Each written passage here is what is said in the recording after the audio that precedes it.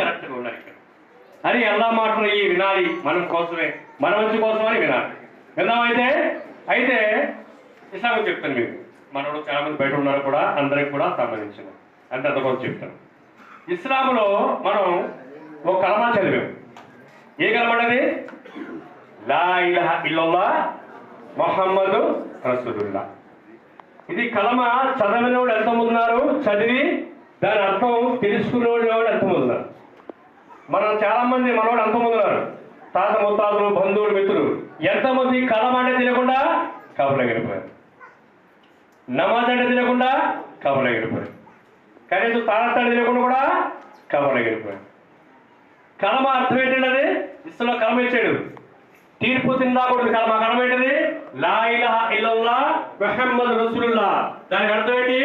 అల్లా తప్ప పూజలు ఎవరు లేరు, ఆయనకి సాటి ఎవరు లేరు, ఆయన ఒక్కడే ముహమ్మద్ ముస్తఫా సల్లల్లాహు అలైహి వసల్లం గారు, ఆయన మన ప్రవక్త గారు సాక్ష్యం ఇస్తున్నారు. మరి ఈ కలమ మనకి నింపాలి, ఈ కలమ విశ్వాసం రావాలి. ఎలా వస్తుందో మనకి ఇక్కడ అల్లా ఒక్కడంటున్నావు, ఎలా వస్తుంది ఇమాన్? అల్లా ఒక్కడ ఎలా నమ్మాలి? మనం ఎలా నమ్మాలి? ఎలా వస్తుంది మనకి? కష్టం వచ్చినా, నష్టం వచ్చినా, సుఖం వచ్చినా, సంతోషం వచ్చినా, ఏంటి ఒక చెట్టు ఆకు కదలాలన్నా, ఒక చీమ నడవాలన్నా సరే, ఒక అడుగు తీసి అడుగు వెళ్ళినా, ఒక ప్రాణాలు తీయాలన్నా, ప్రాణాలు పోయాలన్నా అల్లాతో అవుతుందని విశ్వాసం మనలో ఉంటేనే నిజమైన విశ్వాసి, నిజమైన ముసల్మాన్. అవునా కదా? ఎలా నింపాలి లోపలికి? కష్టం వచ్చింది అల్లా ఇచ్చాడు, నష్టం వచ్చింది అల్లా ఇచ్చాడు, సుఖం వచ్చింది అల్లా ఇచ్చాడు, ప్రతి అల్లాతో నవ్వుతుంది అని విశ్వాసం మనలో రావాలి. ఒక ప్రాణాలు తీయాలన్నా, ప్రాణాలు పోయాలన్నా అల్లాతో విశ్వాసం మనలో రావాలి. అవునా కదా? ఉదాహరణకి నాకు యాక్సిడెంట్ అవుద్ది, గిరగల చౌపతులు ఉన్నారు. ఎవరు ఫోన్ చేస్తారు? ఇంటిగా అంబులెన్స్గా?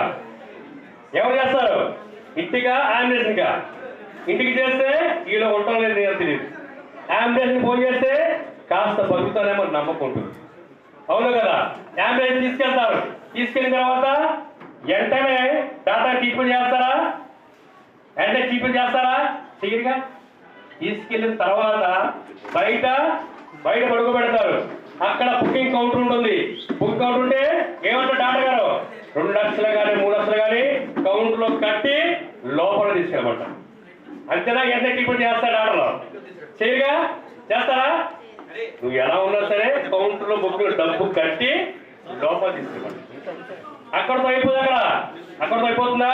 తీసుకెళ్తారు, కట్టాలి.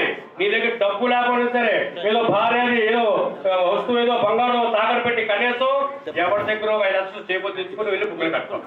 ఎందుకు? ప్రాణం మీద ఆశ కదా, మరి బతుకుతానేమో ఆశ కాబట్టి ఏం చేస్తారు? బుక్కులు కడతారు. అక్కడితో అయిపోతుందా? అయిపోదు. ట్రీట్మెంట్ ముందు ఒక నర్సు వస్తుంది, టిక్కు నర్సు కూడా నర్సు వస్తుంది. వచ్చిందా? వచ్చినప్పుడు ఏం చేస్తారు? ఆవిడ ఒక ప్యాడ్ అడుగు వస్తుంది, ప్యాడ్ అటుకు వస్తుంది. అటుకు వచ్చినప్పుడు సంతకం పెట్టమంటారు. ఏమంటారు? సంతకం పెట్టమంటారు. కింద సంతకం పెడతాం, కానీ పైన మేడ చూడం.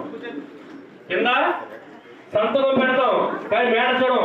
మనం ఏమనుకుంటాం? అక్కడ కింద సంతకం పెడితే ఆపరేషన్ చేస్తారేమో అని మన కంగారులో కింద సంతకం పెట్టడం జరుగుతుంది. పైన మేడ ఎలా ఉంటుందా?